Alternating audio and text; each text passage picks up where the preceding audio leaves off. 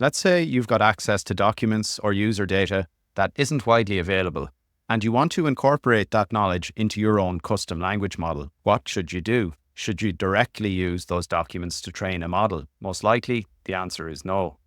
Using raw information to train large language models is often slow and leads to poor results. The cheaper and better alternative is to use existing large language models to reformat your data into clean question and answer pairs. This is called synthetic data, and it allows you to fine-tune a high-quality LLM for your application. By the end of this video, you'll understand how to A, generate high-quality synthetic data for your use case, and B, use that data to fine-tune OpenAI models like GPT4o Mini or any major open source model. I'm going to start things off by going through a few of the principles for how we generate synthetic data, namely generating diverse questions, detailed answers that are accurate and include clear reasoning, and as a bonus, augmented answers that will incorporate tips either from hints or ground truths to improve the quality of those answers. Then I'll talk about the different raw materials you might be coming to this video with. Maybe you're arriving with a stack of documents and you want to fine tune with those. Maybe it's website data. Maybe you have Q&A data type. You've got like questions and answers, but they're kind of very terse and they're not very expansive. We talk about why that's important. Or maybe you have some customer chats. You literally have chats between a user and an assistant, user assistant. I'll talk a bit about how we can use that form of data. And once I've explained those principles, I'll spend most of the video walking through notebook examples. I've got a notebook for OpenAI, so to generate data in a format that you can upload to OpenAI. And then I'll show you how I do the fine tuning with OpenAI. And then second of all, I'll show you the very same thing, but generating data we can push to HuggingFace. And then I'll show you how we fine tune that on a single GPU. I'm going to use HuggingFace transformers, and I'll also use Unsloth for accelerated fine tuning. And as a bonus, I'll go through the end an example of how I improve the performance on maths reasoning by using augmented synthetic data. So let's start with principles. The first of which is diverse questions. So we're going to generate questions for whatever our content is, say documents, that ideally will cover all of the document's content from many, many different angles. And the way we'll primarily do that is by using a higher temperature to promote diversity.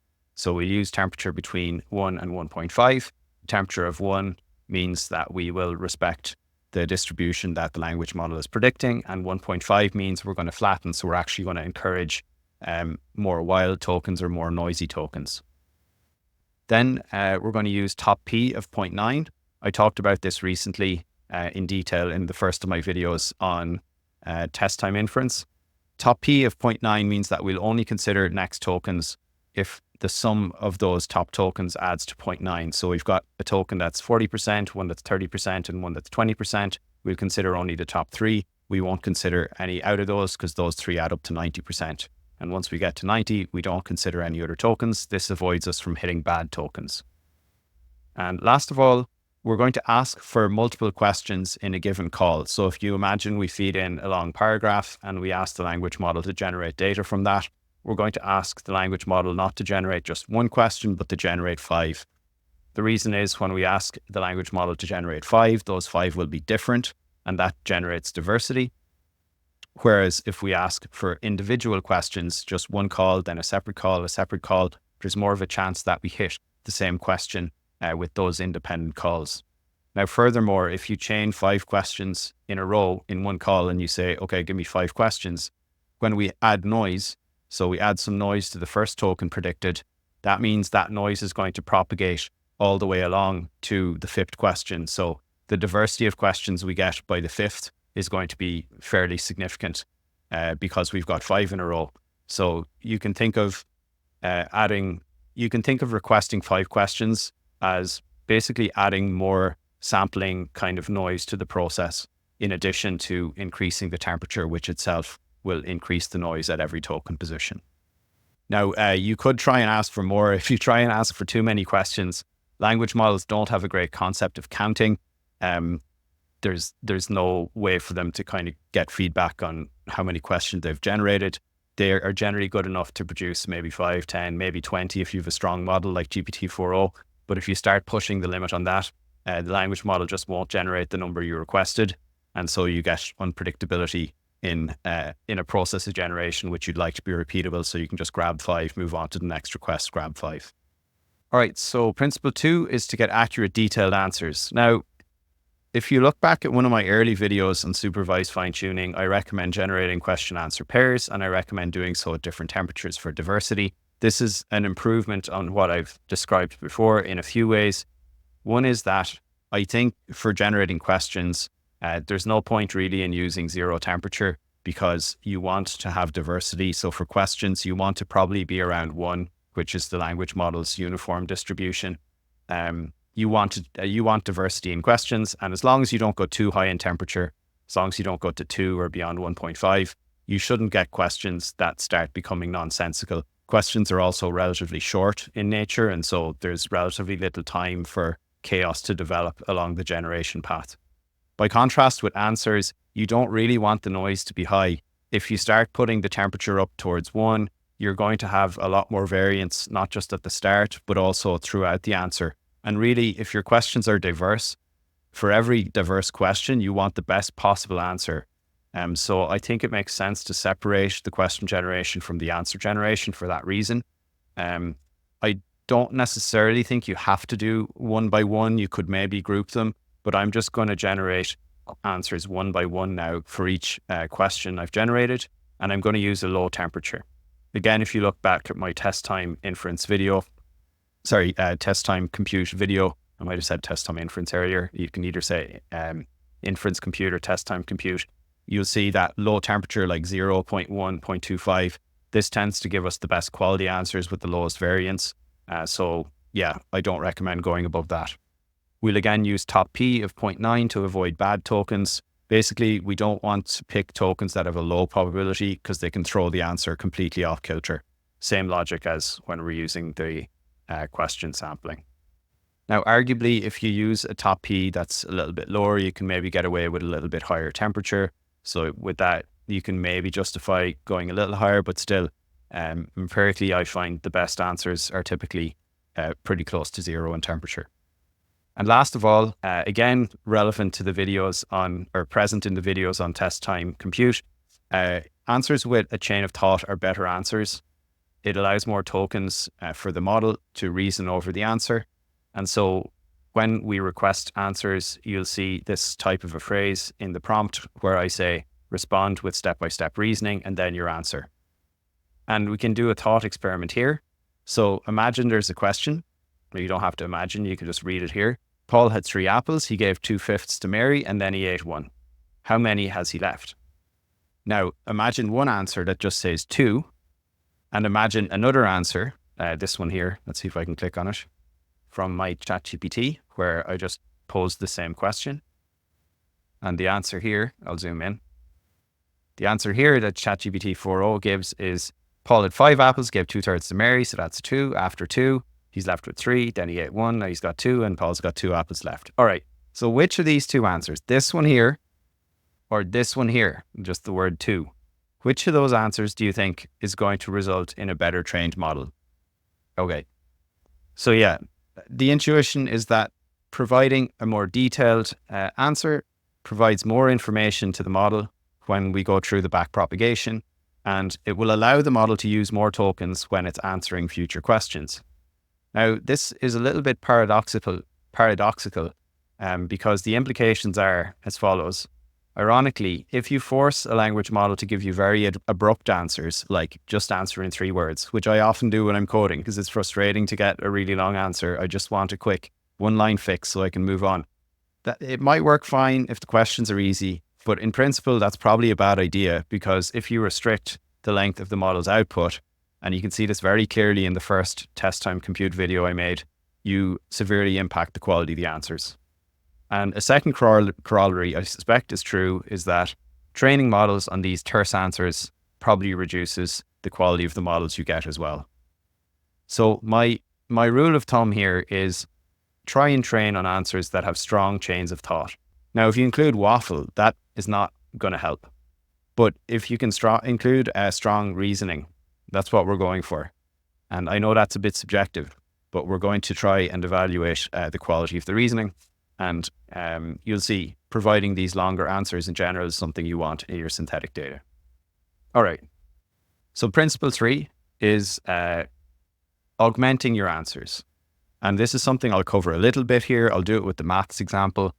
But in simple terms, when you generate, well, first you generate questions, gather any hints, feedback, or tips. So maybe your users are giving you some feedback somehow on the quality of the answers. Maybe you manually have just written out some notes on the answers. Maybe you have some ground truth data that's in succinct format. But whatever additional data you have, you can try and generate the answers in your synthetic data by providing not just the question, but providing this hint. And any kind of hint here that should add information should in principle lead to a better response coming from this kind of prompt than just leaving out the hint here. So this is the idea of augmentation. Try and include anything that you think is going to be relevant. Obviously, if it's a waffle, it won't help, but if it's directionally insightful, then this should allow you to generate a better quality answer for your synthetic data. And again, we'll see an example of that in the maths case. Okay, so let's move on to the types of data that you might be coming to this video with. We've covered the principles. We cover some different data types you might be arriving with. The first is a bunch of documents. If you have a bunch of documents, we're going to create questions for each of the documents. We're going to create about one question for every 200 characters. It's about one question for every 50 words, which is a pretty long sentence. I would start with that. And if you find that you are not getting the performance on your eval, you can increase that. You can probably increase it by a factor of maybe 2 or 3. And that will start to get you towards one question per sentence. So one question per 200 characters, that's about one for every 40 or 50 words. It's about one question for every maybe 2 to 3 sentences. When we're prompting for questions, we're going to ask for some short questions, but we'll also ask for some difficult reasoning questions. Additionally, you could ask for reasoning questions that require information from multiple parts of the document, or potentially even from multiple documents if you put them in the context window. Now, the context window we'll use is about 100K. So any documents that don't fit in that, we're going to split, and we'll just have document part 1, generate questions for that, document part 2, generate questions for that. And if you want additional diversity, you can create a set of questions on a document by document basis. And then you could overlay another set of questions where you create questions based on smaller splits of those documents. So maybe my document is 100K context. I generate, well, if it's 100K tokens, that's say 400K characters. 400K characters is going to be 2,000 questions based on this here. So we would generate 2,000 questions for that 100K document. And what I'm saying is if you want more diversity, you can overlay a split of that document, say 50K and 50K, and do 1,000 questions for each of those splits. Now you've got questions that are going to be distributed separately in each of the splits. So that's an idea. I'm just going to do the documents whole today, but that's an additional idea for you. All right, so this is the documents approach, which we will see. This approach here, we're also going to see with the maths Q&A data set. So there's a data set on HuggingFace, and it's called Math. It's actually a well-known eval database by lighteval math. It's also math hard. And this here will provide a problem, a maths problem, and it will provide a solution. And the solution is not completely terse, but it's also not chain of thought. It's not like slowly working out how to do it. It's kind of giving these very short steps. So we have this as a data set, and I'm going to generate an augmented data set based on that. But what you might have is some other set of questions and answers, maybe from industry data. But generally, it's a data set that you think is high quality, as in it's got correct answers, but it maybe doesn't have very clear explanations or expansions within the answer of step-by-step reasoning. Then option 3 here is you might be arriving with customer chat logs. They look something like this. You've got a user question, assistant, user, the usual. And what we can do here is we can take the first user question. And if we were previously using a weak model, like maybe to save money, you were using GPT4o mini and you got an answer, what you could do is take the question and generate another answer using a stronger model like GPT4o or even O1 and use that as synthetic data, which is going to improve your model. And what that will do is it will reinforce your weaker model on a question you now know is relevant because it's a consumer or user question, and the answer will have been provided by a stronger model. So this is a way of upgrading the quality of a weaker, fast model. But even if you are using a strong model, like maybe you're serving GPT4o already, so you're using the most expensive model because you care a lot about quality, well, perhaps you have some feedback from the customer in the form of notes. Perhaps you can scroll out some feedback yourself, type it up, and with the addition of that feedback to the original question, you can generate a new answer that should be better if the feedback is any good. So that will also upcycle your model a little bit. And last of all, even if you don't have any notes, generally, if a user asks a question and they follow up, the follow-up is often a type of clarification. So what you can do is you can generate a new answer to the first question, and you can provide this intermediate stuff here as kind of the hint. So you can condition it, and that should again allow you to upcycle the answer that you get to something that's higher quality than what the answer the user got in the real experience. All right, so those are the three different types of data we'll look at: the documents, the Q&A data set, and then the customer chat logs. I will probably do a more detailed video on how to do this feedback loop with customer chat log later, but I'll describe enough during the video so you get a sense of how it works. Now we're on to the live demo, and it's going to be in two parts, kind of three parts, because I'm going to go through the OpenAI notebook and fine-tune GPT4o. Then I'm going to fine-tune Llama 8B. I'm going to fine-tune 8B. And then I'm going to fine-tune Llama 3.2 1B, the 1 billion model on maths. The scripts I'll be working on are from the Advanced Fine-Tuning repository. This is available for purchase. You can get lifetime access to a wide variety of scripts that are already there, including distillation, full fine-tuning, multiple GPUs, retrieval, dataset creation, various forms of fine-tuning for chat, quantization. So I'll let you take a look. It's trials.com advanced-fine-tuning-scripts. I don't think you need to put the scripts in. Should work anyway. And we're going to work on the latest scripts, which I'll just add here. It'll be the synthetic scripts. That's for generating synthetic data and then fine-tuning. And the scripts, let's just take a look, are in the synthetic branch.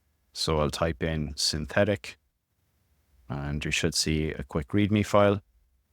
And then there are two IPYNB notebooks, that's Jupyter notebooks, one for OpenAI, which is the first one I'm going to work with, and the other one, which is for any major open source model.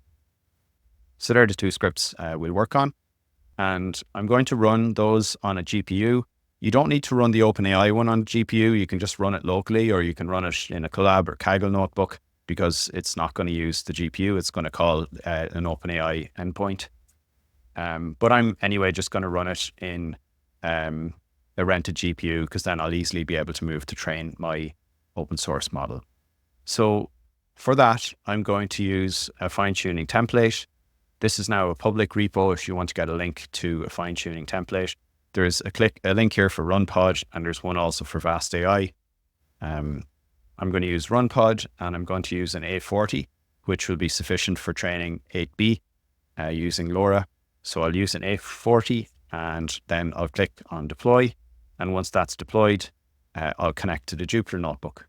Now I've already got a GPU deployed. I've actually gone with an A100 because I wanted to speed things up a little bit. So I went ahead and I clicked on connect, and that brings me to my Jupyter notebook, where you can see here I've uploaded those two notebooks we're going to go through. The first for OpenAI dataset generation and fine-tuning, and the second for Llama, although you could use it for any open source model that's compatible with transformers. Okay, so first thing we're going to do is we're going to generate a data set. And the data set I'll generate is going to be, no surprise here for viewers on the channel for a while, is going to be on Touch Rugby. So I have a PDF that I've uploaded. You can upload any number of PDFs, and they will all be converted into text and used to generate questions. I've just uploaded one here. It's the rules of Touch Rugby. And you can see, yeah, it's got the rules of this sport, Touch Rugby, which is somewhat unique compared to normal rugby. And that means it's not that well understood by large language models because there's not that much data online. So that makes it a good data set for us to test out fine tuning on. Now, before I create the data set, I need to do some install, and it'll be easier to see with my screen enlarged. So I'm going to install a few things. Data sets, that's HuggingFace, so I can push to HuggingFace. It's not so relevant for OpenAI because we need jsonl format data, but it will be relevant when we want to train a model with transformers and Unsloth. TensorBoard, also technically not needed here because we're going to fine tune in the OpenAI interface. We do need OpenAI for running inference, and then scikit-learn and PyMu-PDF. PyMu-PDF is going to pull the data out of the PDF into text form, and scikit-learn, I think I'm using it for creating a train and test split. Technically, I probably could have used HuggingFace datasets or done it manually, but anyway, I'm going to use scikit-learn. So I've run that cell, and that's all installed.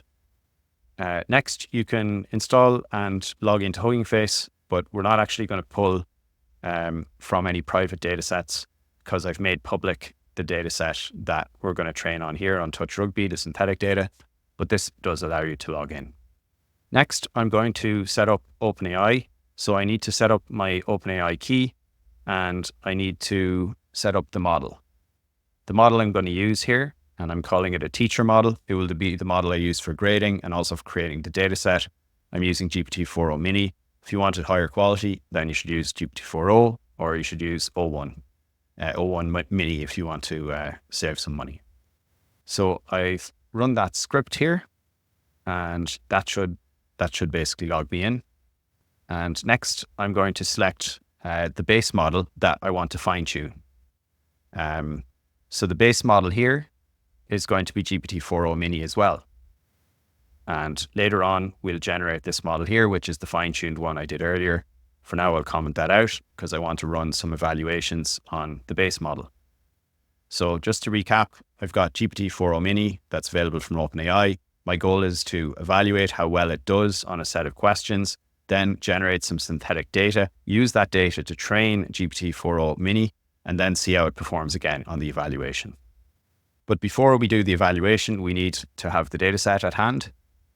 So let's open up here the training and eval dataset portion of the notebook, which has two sections. It has a section for generating synthetic reasoning. It is reasoning. I'll just call it synthetic dataset, and then a section for loading a dataset. So here I'm going to generate the synthetic dataset for Touch Rugby rules. And so we'll go through a few of these functions and then go through the main. Actually, it might be more helpful to go through the main function first. So here's what's going to happen. The PDF directory, this is where my PDFs are, is just the root, or not the root, but the directory I'm in, which is workspace. The output directory I'll set as the same.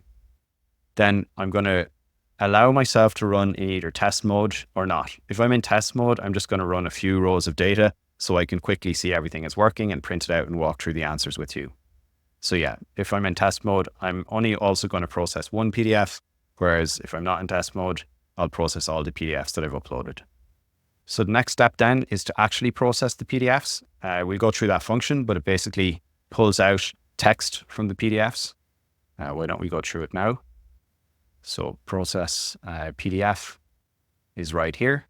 We're just iterating through the PDFs, and we're calling this function here, which is PDF to text with tags. So for each of the PDFs, we're calling this function here, PDF to text with tags. And what this function does is it opens the PDF, it will grab the name of the document, and then it's going to go through each of the pages, extract the content, and it's going to save it then as a text file wrapped in XML tags with the document's name. And if it exceeds the character limit, which I've set at 200,000, which is about 50,000 tokens, then it's going to split that document into multiple parts. So let's actually run this here, and I'll set test mode on so that we can start following what's happening with the notebook. Oops, I need to set that to true. And yep, I've already set my environmental variable earlier. So if I've run this earlier and put in my keys, it's not going to ask me again. And now we'll move to generating. Just let me finish the rest of the main function here. So we've talked about how to generate or how to extract the data from the PDFs with process PDFs. And next, we're going to set up some QA pairs. So the way this will work is by iterating through each text file. And for each text file, we'll read all of the data. And we'll now calculate how many pairs to create of questions. So how many QA pairs. And when I'm in test mode, I'm just going to generate 5. But otherwise, I'm going to generate one question for every 200 characters, which is this, the length of the text divided by 200. So that's the length in characters divided by 200. That'll say how many questions to generate. So then we'll know how many questions to generate. And then we'll call the generate questions function, which will generate questions for the text with that many number of pairs. And it's going to iterate through with 5 pairs per iteration, which is being set in this generate questions function. We'll see that. Then it will generate answers for each of those questions, all using the teacher model here. And then at the very end, it's going to just print out, if we're in test mode, that it has generated out these certain questions and answers. So very quickly, let me look at how we're generating questions and answers.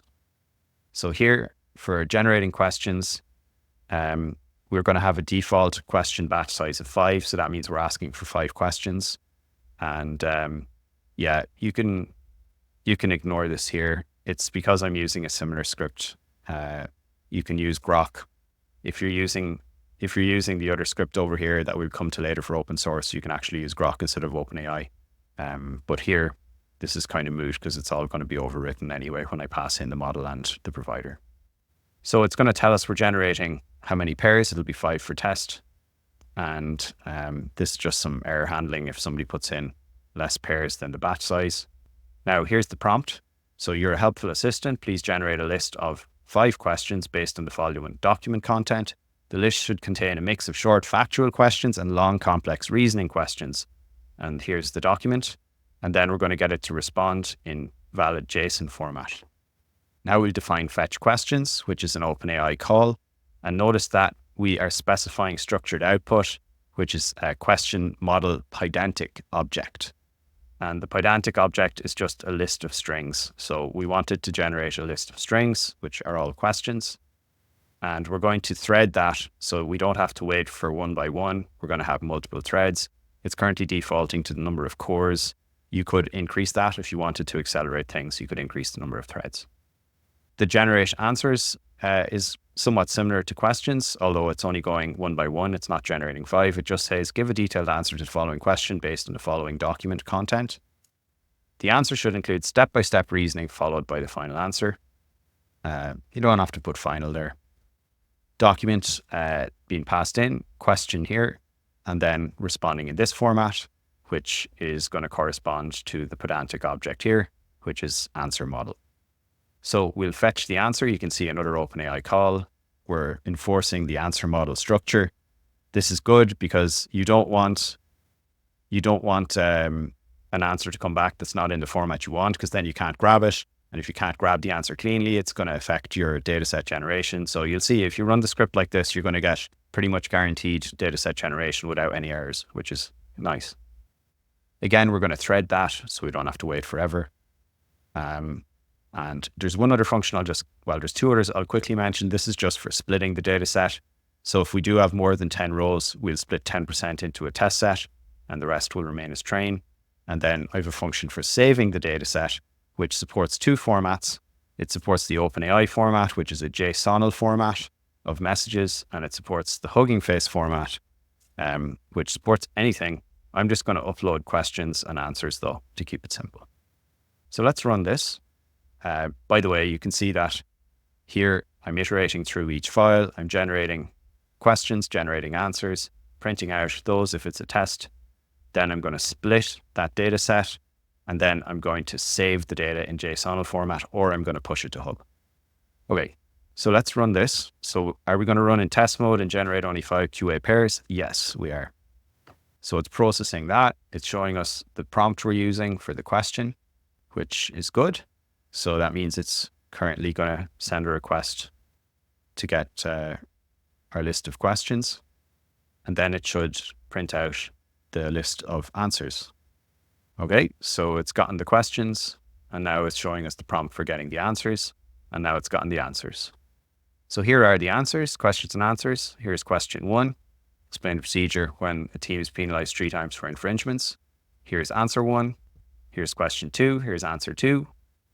Here's question 3. Here's answer 3. And notice how these answers, like, they're substantive. They're not just quick answers. So these are the 5 answers for the test. And now it's asking me, do I want to save it to HuggingFace or do I want to save it as jsonl? I'm going to save it as OpenAI, which will save it as jsonl. And that is going to create our eval and train. So we only have 5 points, so it's not actually creating a train and eval split. It's just copying them to both files. But if you've more than 10, it will create train and eval split. And here you can see, we have 5 messages. And we have, we have the same 5 messages here in the eval. But if you run that, and I did run it for my document, and it created like 200 questions, we can see what that looks like. I'm here in advanced fine tuning, and let's switch to the synthetic branch. And you can take a look at the train JSON. So here are all my jsonl entries for train, and here's eval, which is smaller. There's 22. So that's my, they're my 2 files. And with that synthetic data ready, we can start doing fine tuning. But before that, we're going to quickly run an evaluation case to see how the base model performs. So you know what? Let me actually do the fine tuning, and then I'll run through the evaluation, both for the base model here and then for the fine-tuned model that we will have fine-tuned by then. So for fine-tuning, we'll head over to OpenAI, and you just want to go to the fine-tuning heading here and click Create. Select a base model. So you can fine-tune GPT4o, which is the strongest model other than O1. We're going to be cheap. And then you can upload data. So here, earlier on, I uploaded the train and the eval files. So I think I can just grab those. No, I have to give a file ID. Browse files. Wow. Files. Okay. Okay, yeah, I don't love that. I'm just going to be lazy and upload. So let's upload the training. And this is the full training set, not the really small test one I did. And let's upload an eval file as well. That's always a good idea. And then you want to give it some kind of a slug, like the slug I gave it was touch rugby synth. And then a seed. 7 always gives great results. Lucky number 7. Try 7 for the seed. Now you can pick the batch size, the learning rate, and the epochs.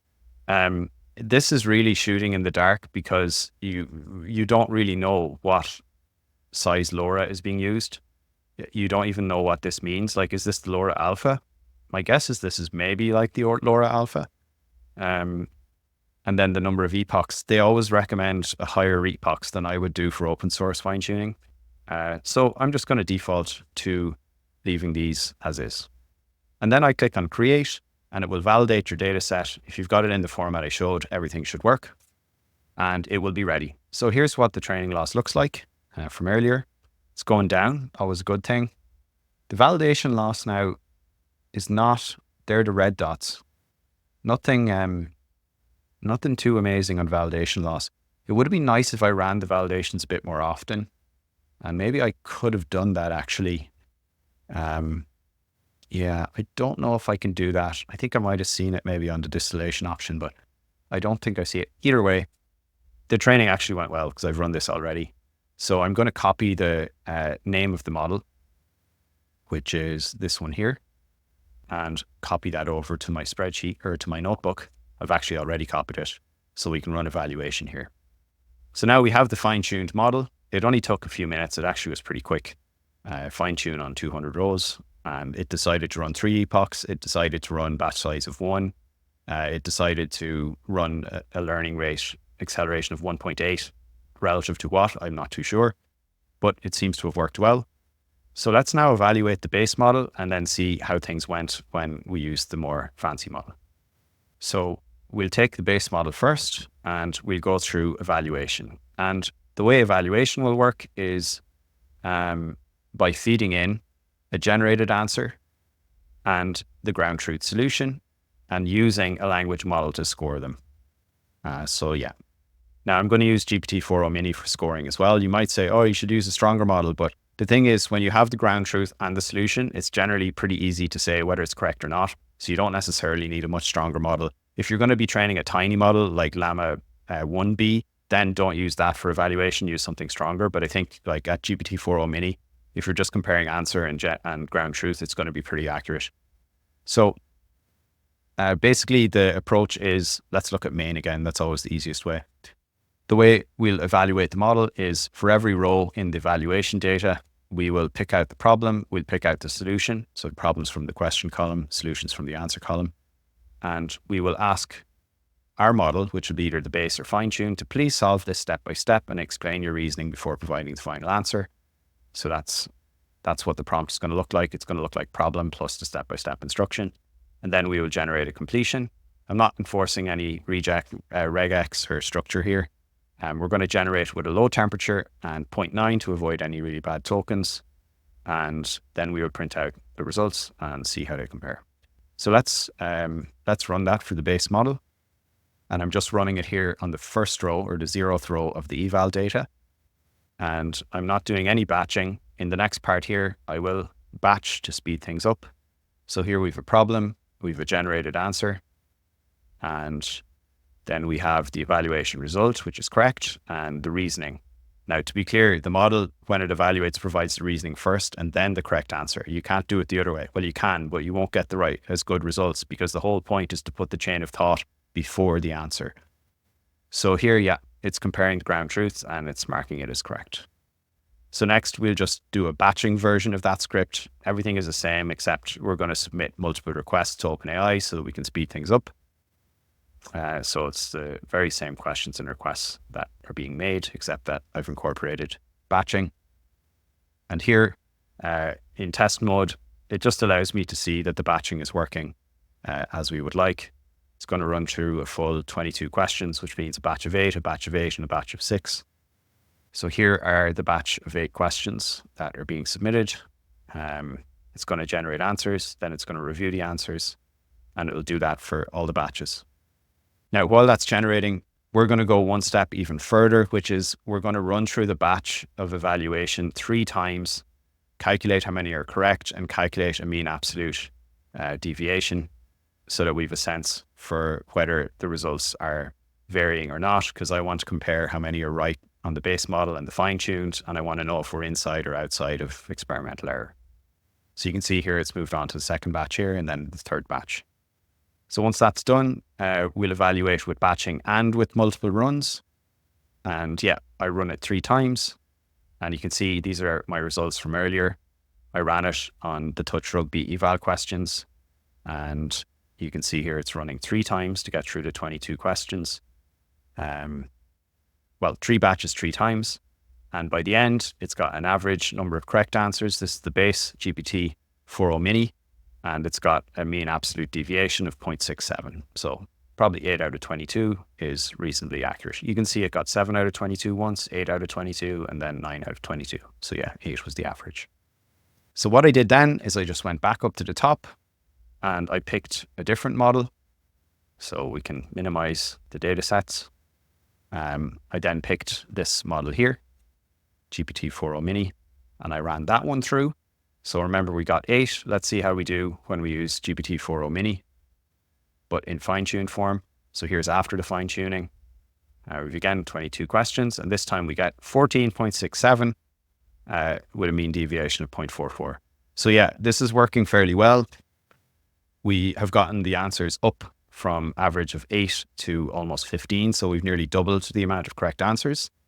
If we wanted to improve the results even more, we could consider increasing the number of questions per character. So there's currently 1 question for every 200 characters. We could try doubling that maybe. But broadly speaking, I did manually look through some of the questions. Here's a version that I pushed up to HuggingFace. You can see here the train split of 193 and the eval of 22. And yeah, looking at the eval is a bit easier because there's less. But you can see the level of kind of copying over of questions, like how many questions here. I see one about the sin bin, but I only see one. Drop off, like here's 2 questions that are quite similar on drop off, but not exactly worded the same, which can be good for training. So yeah, you can look through these and get a feel for whether you're seeing too much overlap. If you're seeing too much overlap, you might want to then basically reduce the max characters per split. So instead of allowing 200k characters per split, you can force the documents to be split in smaller pieces to guarantee there are questions from every one of those splits. Something else I recommend doing is that's the reason why I allow this test mode here, is when you're generating the synthetic data in test mode, when you're generating the data here in test mode, and this is the reason I have test mode, you should be inspecting what these answers are. So you should be checking that the format of the answer here is what you want. And if the format is not what you want, then that means you need to adjust the prompt that's being used to generate this synthetic data. So the way that I'm generating the answers is just to say they should be step by step and provide a detailed answer. But if you want the format to be different, I've said step-by-step reasoning followed by the answer, but maybe you want citations, for example, or maybe you want citations of the background text, or maybe you want citations of retrieved information that you're going to include as background information. So you should check that the format you're getting is what you want, and then adjust your prompt here so that you're getting answers that are matching the format that you would like to have. And so that brings us through OpenAI and the use of synthetic data. I'm now going to do the exact same thing, but doing it for an open source model. All right, I've swapped over to the other notebook. So we were on the OpenAI one, and now we're just on the fine-tuning one. And there are a few extra installs we need now. So we want to install TensorBoard to examine the progress in the fine-tuning. We want to install HF transfer, which allows for fast weight upload and download, accelerate. That's actually not necessarily needed if you're just going to fine-tune on one GPU. Accelerate is for managing devices that you want to move the weights to. Everything else is the same. So we'd run that installation. And now we need to also install Unsloth, which is basically built upon transformers. It provides some speed up over the transformers if you're working on one GPU. If you want to work on more than one GPU, you can set Unsloth to false, and that will allow you to do bigger models, basically. If you want to work most efficiently on multi-GPU, then you need to start thinking about, are you data parallel, fully sharded data parallel? There's a video on multi-GPU fine-tuning that you can check out. And often you'll find it's easiest to run those from a script rather than running from a notebook. So I'll refer you to the other video for that. Then we'll set this environment variable, which allows for fast weight up and download using a Rust library. We will log into HuggingFace because we'll need to push to HuggingFace when we create a data set. And now we are still going to need OpenAI or Grok or Fireworks or some other service. You could set up a runpod endpoint in OpenAI style using the one-click LLMs repo. But either way, we need something as a judge. Now, in theory, you could just use the same model as a judge, but it's just kind of faster to use an external API endpoint as a judge in many cases. So that's what I'm going to do here. And I'm going to use OpenAI. So I'll just run this cell. And yeah, I've run it earlier, so it's already got my API key. Next, we'll run that synthetic reasoning data set. Now, I should say the reason why you might want to use Grok, for example, or Fireworks is because they support Llama models and you're able to use that data for fine-tuning non-OpenAI models. I think if you're going to fine-tune an OpenAI model, it probably would be fine to use OpenAI synthetic data, but I think it would be against their service terms to use that data for fine-tuning non-OpenAI models. So next, we will generate a synthetic reasoning data set, and this is following the exact same procedure that I followed earlier. The only difference here now is that when I generate a data set, I'm going to decide to push it to HuggingFace instead of pushing it to OpenAI. So if I want to create a test data set here, let's say like this, I would run yes, and then it's going to run just on the test data, and it'll give me the option to push to HuggingFace. I'll say HuggingFace, and then I'll type in trellis /touch rugby synth. The reason I'm not doing it is because I don't want to overwrite my other data set. Oh, I guess I can do it. It's fine. I won't override. I'll just change the name when it prompts me. So it'll generate some question answer pairs, and then I'll push it to Hub. Okay, so save to HuggingFace or OpenAI, HuggingFace, and trellis / touch rugby synth test. And yeah, that's it now pushed up to HuggingFace. So the data set is available now. Here's the full synth data set and the partial synth. How do I look for that? There we go. It is here. So you can see it's quite short, and it's just copied over the train and the eval split because it's got less than 10 rows. So with that done, we can now import the data set. If we're in test mode, we're just going to import we'll just load a small sliver because we don't want to waste time doing tons of eval. So you can either toggle test here true and false, depending on what you want to do. I'm going to toggle it to true so we can look through some of this data ourselves. And the data set I'm going to load is the full one here. And I'm going to load from the question column and the answer column. And let's print ahead some of those rows. So here, now my train data has got 8 and my eval data has got 2. That's just because I've defined it to be a small data set if I'm in test mode. Next, I need to load the model that we're going to train. So here, I'm going to load a base model. I'm going to load, we can just load the 1B model just kind of for illustrative purposes. That'll be the quickest, but the model I did fine tune was the 8B one. And so I'll get that going. But if we've got Unsloth set as true, it's going to use fast language model. It's going to load this. Otherwise, it's going to use auto model for causal. And because I'm on an A40, I'm not in collab. I can use bfloat16 instead of just float16, which is the only thing that's supported by a T4 on collab. So the model should download the way it's fast and then should upload. And by the way, I just have this extra code up here that if we have another model loaded on the GPU, it will clear that out so that we don't run out of memory when we load a new model. That's useful when you've got a model trained and want to evaluate it.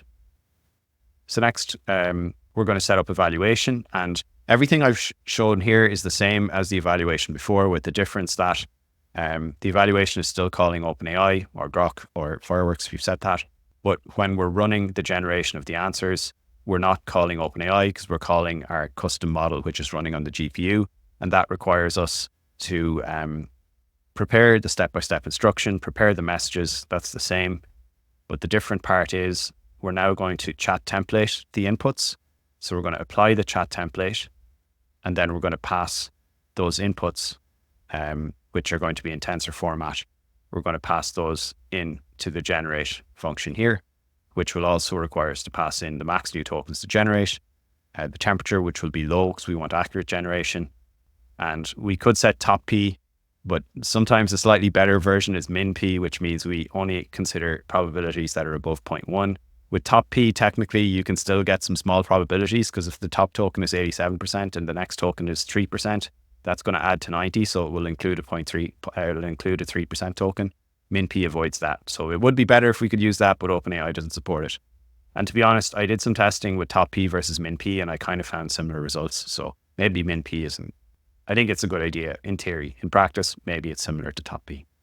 So then we generate the answers. And one of the nice things is that this kind of syntax here will allow us actually to pass in a batch of messages and get back a batch of outputs. And we're going to leverage that to speed things up when we go to the batch calls. For now, we're just going to run this once on one row of the eval data.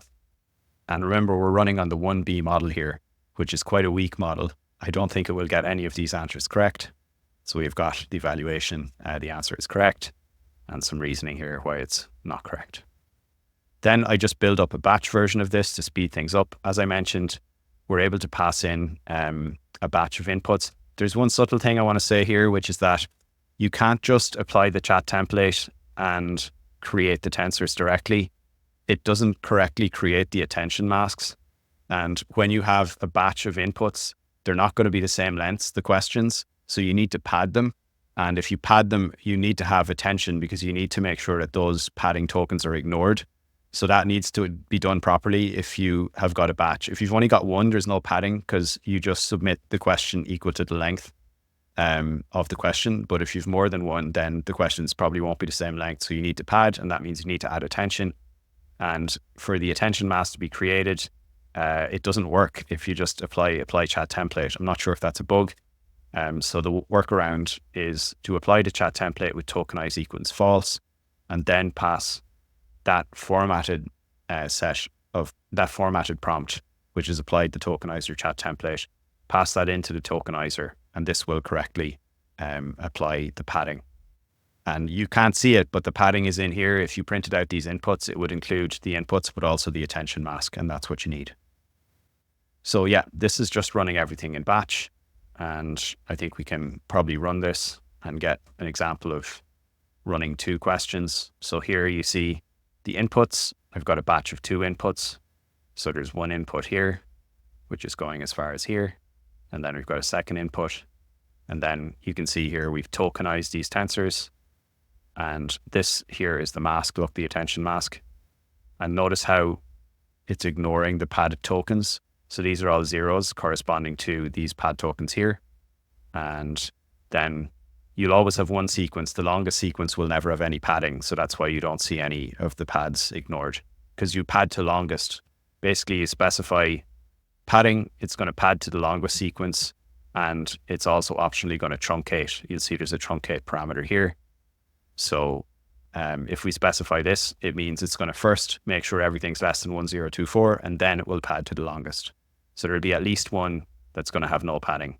If there were 2 sequences longer than the 1024, it'll have 2 that have no padding. But that's bad. You don't usually want to truncate if you're actually shortening and cutting off the end of your response, because it affects the training negatively. Okay, so this is just the batched version of what I showed you before. You can see all the problems are processed. We've got a generated answer. It actually had a problem fulfilling the request there. So I'm not quite sure exactly why that was. It just refused. Must be the alignment. And here, it doesn't refuse in this one, but the generated answer is incorrect. So maybe a bit of over or LHF happening there. So at this point, we have evaluated our answers. Well, to some degree. I haven't run the full evaluation. I'm going to skip past this part on augmented dataset because I'll come back to that later. And we will run the full batch analysis 3 times to get the average correct and the deviation correct. So we're going to run that before fine tuning. And I'm actually not going to run it because I don't have my full data set loaded. I'm just going to show you the results I have. And what the results show you is that for an 8B model, we're able to get 3 out of 22 correct with a deviation of 0.67. So remember, GPT4o mini was getting 8 correct with a similar deviation, and Llama, which is a weaker model, is getting 2 out of 22 correct. So let's see if we can improve that after fine tuning. And I won't show you the answer there just yet because we will move to do the fine tuning. Now, things are not quite as simple as just uploading a file to OpenAI. We have to set up first the LoRA adapters. So we're not going to fine tune all the weights. We're only going to fine tune small adapters that we will kind of click on to the main model weights. And we're actually only going to click those on to certain modules in the model. Technically, I have fine-tuned the 8B model, but the structure is very similar to the 1B model. Here, if I print out the 1B model, you can see there are 16 layers in 1B. I think there's maybe 32 in the 8B. You can see the attention layers here, and you can see the linear layers, the MLP layers here, which do contain linear layers. And we're going to plug adapters onto all of the main linear layers within the attention and within the MLP. And you can see that's happening right here because we picked them out. And furthermore, I'm going to make sure we fine tune the embeddings, which is converting from tokens into vectors and then reverse going from vectors back to token probabilities or logits. So you can see here, we're actually going to train these as well in full precision, not just with these small LoRA adapters. Now, Unsloth handles this a little bit differently than the trainer. Unsloth will convert these to 32-bit precision, which will increase the amount of compute, but it will also offload them to the CPU, which kind of reduces the VRAM needed, and it ends up being fairly efficient because it's done in a non-blocking way. So yeah, there's some differences there around how Unsloth trains versus usual transformers, but broadly speaking, it's fairly much the same. Random state tree. Oh, I broke my rule. At least it finishes with a 7, random state. And we're going to use rescale LoRA, which adapts the learning rate to the value of OR. Now, just a note on LoRA alpha, this in principle should be larger if you have a larger model. It should scale roughly with the size of the characteristic matrices in attention or MLP. So I use it 32 if it's going to be around 8B. And if you're using a smaller model, maybe you should use 16 or maybe even 8. So this is applying the LoRA adapters. Go on, I'll do that. And we'll see how many trainable parameters we have. It should be much smaller than the number in the model. Now I'm doing it here for the 1B model, so it looks like a lot of them are trainable, but you know why? That's because in the 1B model, it's got most of its parameters in the embedding layers at the start and the end. So we end up training a lot of the parameters. That's fine though. Maybe a bad idea to train that many, but we'll just go ahead with it. So next we're going to pick a data set that we want to train on. We're going to train on the data set that I've loaded, which is the Touch Rugby synth. Later, we will train maybe on the math data set that I have. So here, we've got a data set with 193 in it, and we need a formatting function that's going to convert the columns, which have the questions and the answers, into messages. And then we'll apply the chat template to the messages. So that's what this does here, applies the chat template. And because we're providing the problem and solution into the chat, we don't need to add the generation prompt. It's already included in between those when we do the chat formatting. So we have done that. Now, let's see. Yeah, because, I actually ran that cell. There's only 8 rows of data here because I'm running on the test data set. So this won't be a very interesting training. I would need to go back up and set test equals false, and then we would get a larger data set. I can actually do that. I can do it here. True. And then we need to reload the data set, which is here. And now the data set has still got 8, which is because this is also overriding us. Okay, so now the data set has got the full rows. And if I go down to the fine tuning, now I've got the full rows. Have I? Yeah. And I can format. And now we'll move on to the trainer. So for the trainer, I'm just setting up the run name, which I'm using the model name, the dataset name, the epochs, and then the current timestamp. And then I'm going to set up the total steps, which is the length of the training set divided by the per batch, divided by the gradient accumulation, divided by the epochs. Sorry, multiplied by the epochs. We're going to warm up. So here's what we're going to do. We're going to warm up the learning rate. We're going to hold it constant, and then we're going to anneal at the end. That's my preferred way to train over cosine, because it's easier to just restart again at that same learning rate and then anneal again if you had to restart from a checkpoint. I don't think the warm-up is really key. I've rarely seen it make a difference, but in principle, it kind of more slowly gets the model moving through the optimization and avoids you getting high losses initially or high gradient norms. Now, for that shape I just showed you of the training, we need a custom optimizer. You can see it's being described here. Basically, we have a linear warm-up over 1% of the training, a constant learning rate here, and then we decay just linearly at the end. So we'll create the scheduler here, and we'll pass that into the trainer. I'll make a few comments on the trainer. I just need to plug in my phone.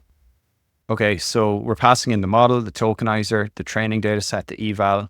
When we did the formatting function, we format it so that all of the data that is formatted goes into the text column. You can actually see that in the data set here. It's got a question column, which is now not going to be used. Answer won't be used. What will be used is the text column. If you wanted, you could just print out a row here. So you could do print train data set 0. Just take a look at that. And you can see the question, the answer, and here's the text. You can see it's fully formatted. You see it's got all these special tokens. Okay. Max sequence length, which is set to, I think, 2000. We pass in the data collator. This is how many cores I'm using for dataset processing. Probably could increase that if I have more cores. I won't use packing. I don't recommend that for supervised fine tuning. It will pack them all, but it means you break examples across multiple lines, which can reduce performance. So here we've got the batch size, gradient accumulation steps. I'm actually going to train this with a fairly small batch because I don't have that much data and I want some of the nuance to get embedded in the model. If I have a ton of data, I make this bigger, probably up to 32. And if I run out of VRAM, I'll increase the gradient accumulation so that the product of these two, which is my virtual batch size, is no bigger than 32 or maybe 64 if I have a very big batch of data I'm training on. Okay, so we'll train for just one epoch. I'm a big fan of one epoch. I think if you use multiple, it just means your learning rate is too low and you would be better with just using one, because I often see overfitting for more, but probably that is not entirely correct because OpenAI seems to think that having between something like 3 and 10 is optimal. So I also do find that is kind of optimal for diffusion models. So yeah, I'm probably just missing something on that, but generally I find just one epoch is good and avoids overfitting. We're going to do evaluation every 0.1 steps, like that's every 10%. We'll log every 10% of steps. Optionally, you can save the model halfway. The logging directory will be in logs, so you can view with TensorBoard. And we're going to use BF16 because it is supported by this GPU. And the optimizer here, yeah, this actually I think is irrelevant because we are passing in the optimizer here, so that will be overwritten. And that's also irrelevant because we're passing in the optimizer, which is being passed in here. So we'll set up that training. It's mapping all our data, which is not that big, so it's quick. Check the model we're training. And now we're only going to train on the completions. OpenAI is automatically doing this. That means it's only training on the response. It is still looking, using attention back at the question, but for the purpose of calculating cross-entropy loss, it's not calculating it on the inputs, it's only calculating on the outputs. And for that reason, we need to indicate where the instruction starts and where the response starts. Unsloth has a neat way of doing this. Daniel Hanna set up. And here we can actually verify that this is working as we intend. We can print out all of the text that's question and answer, and then we can print out the portion that the loss is being focused on, which you can see is only the answer. So this is pretty nice here. I'm just using this from the Unsloth repo. Next, this little snippet's also from Unsloth where we can check out the GPU stats. Looks like, yeah, I've got 80 GB, about half of it's reserved, probably because I've got the model loaded. And now we can train. I might as well just run training because it's going to be really fast on a 1 billion parameter model. But yeah, you can see that this is working quite well. The training loss is falling, the validation loss is falling. If you want to check TensorBoard, you can go in, connect, copy paste this and connect via SSH, maybe in VS Code or Cursor. And then when you get into the terminal, you can run TensorBoard space logdir. So -- logdir equals logs. And then that will show you a display of TensorBoard and the results. But yeah, basically this is tuning nicely. Validation loss is falling. And yeah, the final memory results, we haven't run out of memory. So now we can push this model to hub. Let's do that. So if you just want to save, run the first thing here. If you just want to push, run this one here. So it's uploaded all those files. And now we're going to go back up and evaluate the performance on that. So I need to select the model. So I'll copy out that one and copy in my 1B model, which may actually be identical to one I trained earlier, but let's, well, it won't be exactly because you can see the timestamp obviously is going to be more recent. So let's load up that model. It's going to delete the other model from memory and clear the cache because of this code here. And then we'll just run through the evaluations again. Let's see how many we get correct. Could be 0 because the model is just really small, even though we did see some performance improvements. Now, it looks like maybe actually the model is still uploading. So yeah, it'll definitely be an updated model. And if you want, you can see the weights. It's about 3 gigabytes in size. It's mostly because the embeddings are large. Like a 1B should be 2B, but then you add a full 1B equivalent because the embeddings are more or less the size as larger models. I think they might even be the same size as the 8B model. All right, so the model is pushed. And that means we can now go back up to where it's being loaded. And looks like the model's deleted, the new model's reloaded. And we're going to run through the evaluation. So yeah, it doesn't get that one test question correct. Next, we will just run this, which it won't run in test mode. That's intentional because we're not in test mode. It's not going to run. It'll only run in test mode. And now we'll run the multiple evaluations. So here, what I want to do is the 1B performance after fine tuning. So I'm going to run this. Okay, so while that's running, we can take a look at the results before fine tuning. And yeah, I ran on a smaller data set earlier with only 9 in the eval set. So it was about a bit less than half the size of this one with 22. And I got 0 correct on all 3 runs. So that's how poor the 1B model was. But let's see if it's any better after fine tuning. Okay, so it looks like we're getting a few right. So just to recap, with GPT4o mini, we went 8 to 14, 15. Then with Llama 3.1, 8B, we went from about 3 up to about 11, 10 or 11. And here we're going from about 0 on the Llama 3.2, 1 billion parameter model. And we're just waiting on the answers, but it looks like we're going to get about 3. So moving from about 0 to 3 with this smallest model. So in all cases, we're seeing some significant improvement, albeit maybe the smallest improvement or the largest percentage improvement, because 3 over 0 is infinity in the case of the smallest model. For this bonus part of the video, I'm going to talk about solving maths problems, and I'll describe how to use some augmented synthetic data approaches. So this here will be a little bit different. Previously, we started with documents and we created synthetic data from those.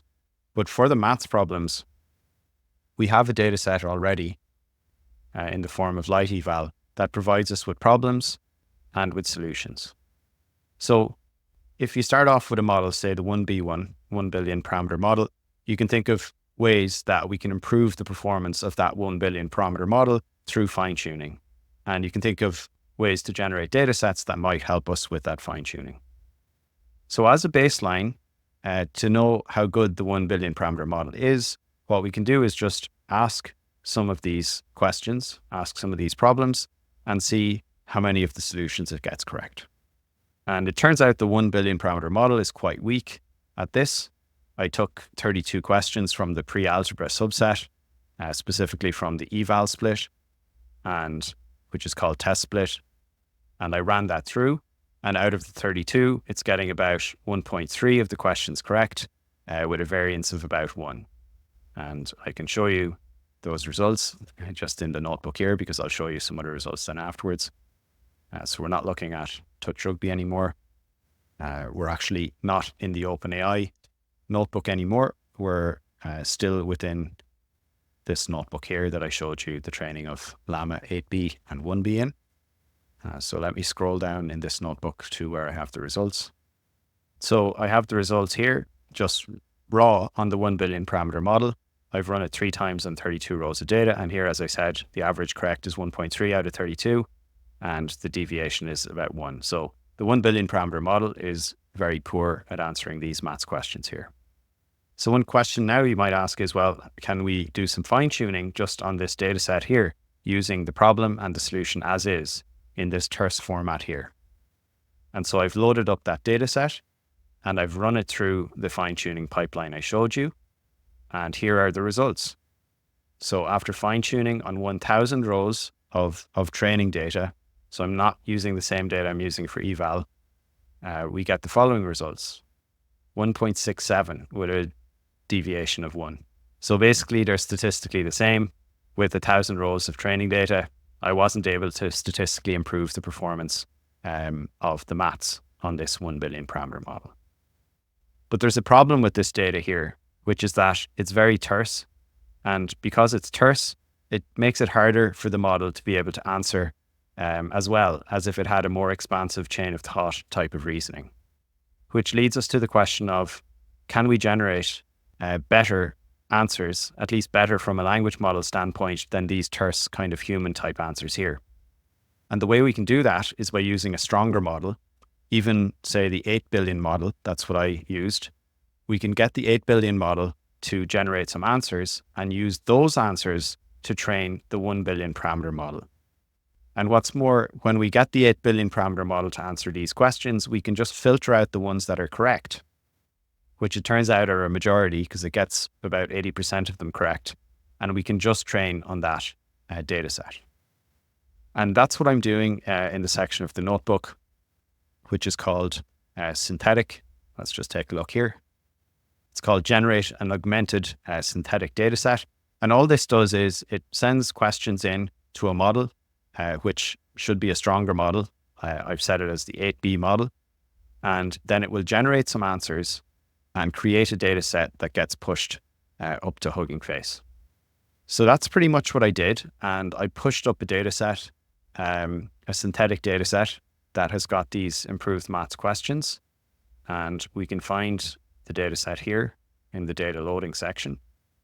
So if I go to the imported data set, what we can do is, instead of importing this lighteval math data set, and when I've generated that data set, I can then use that for the fine tuning.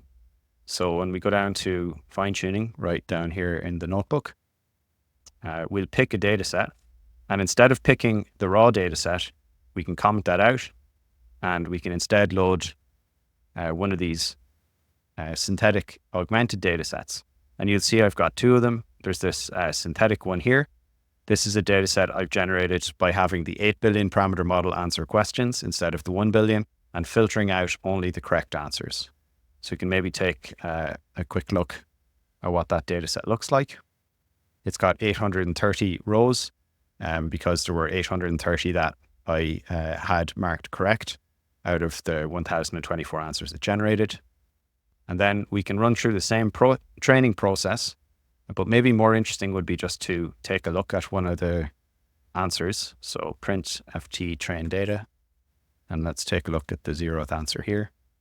So you can see the answer, it should be more verbose than what we get otherwise. So here's the problem, and here's the solution. Now this is not the terse solution that is provided in the data set. It's an expanded solution that has the answer from the 8 billion parameter model. So the question is, if we train on these expanded answers, are we able to get better answers than just training on a terse data set? And so I ran that, and we can take a look at those results. So as a reminder, with no fine tuning, it's scoring about 1.3. With fine tuning on the raw data, the terse data, it's scoring 1.6. With fine tuning on this synthetic data from the 8 billion parameter model, we're now up to scoring 3 with a variance of 1.33. So probably this is getting close to statistically significant. And it shows that the format of the answer really does matter. And it does degrade the quality of the language model you will have fine-tuned if you just use these terse answers that we might actually prefer in some ways as humans, but it can result in getting a worse final answer.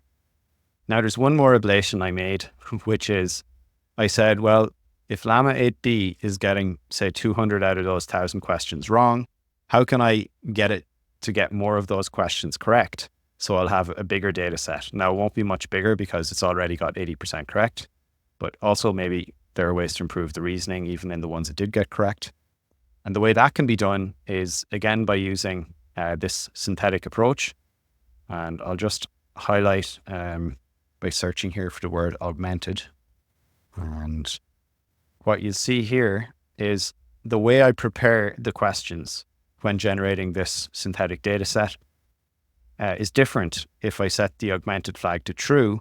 Not only do I pass in the question, but I also pass in the solution. So I'm literally passing in the terse solution in addition to the question, and then asking the model to produce a more verbose or hopefully nicely reasoning answer. And you would think this should allow it to get all of the questions correct. If it's a strong model, it tends to get all of them correct. But out of a sample of 1,000, it'll still get a few wrong, even if you give it the right terse answer, which is kind of funny.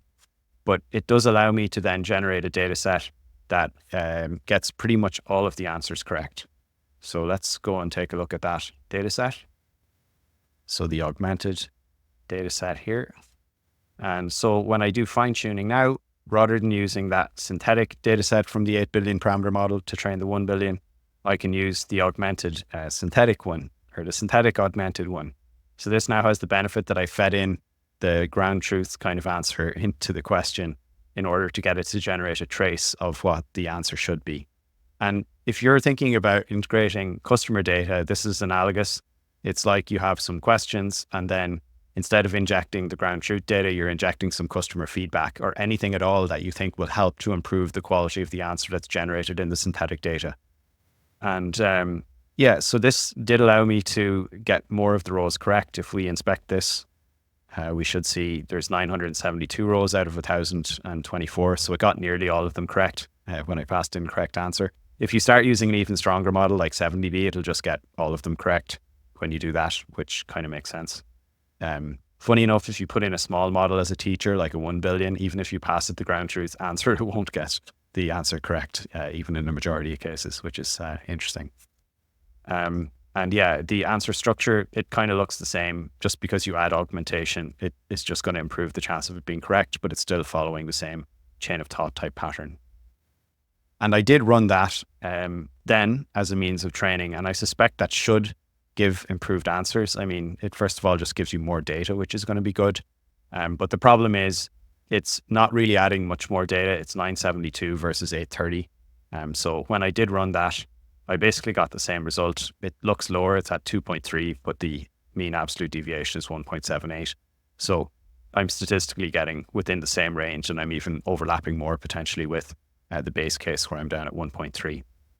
So my summary here is that if you do have any hints or ground truth data, this is a potentially interesting way to consider augmenting your synthetic data to get better traces, better responses that are going to be giving you better quality data ultimately for when you train the base small model. And hopefully by doing this numeric example, the reason I did the maths example is that it's very measurable as to whether things are correct or not. And so it gives us a sense of whether the technique is worthwhile. And that's my quick overview of synthetic data generation. Just a quick review of the key points. For questions, you want diversity. You want to use higher temperature. If you need to, split up your documents into smaller pieces to ensure there are questions covering every single piece. For the answers, you do not want so much diversity or noise within those. You want them to be accurate, and ideally you want them to have strong reasoning and a clear chain of thought. Last of all, if you do have information from your users, or even that you're generating manually feedback or hints on the answers, that gives you an opportunity to add those hints into the questions and generate new higher quality answers, ideally using a strong model like GPT4o, for example. All of the materials are available at trails.com/advanced fine tuning if you want to purchase access to the lifetime repo. And in the meantime, if you have any questions, just let me know below in the comments. Cheers.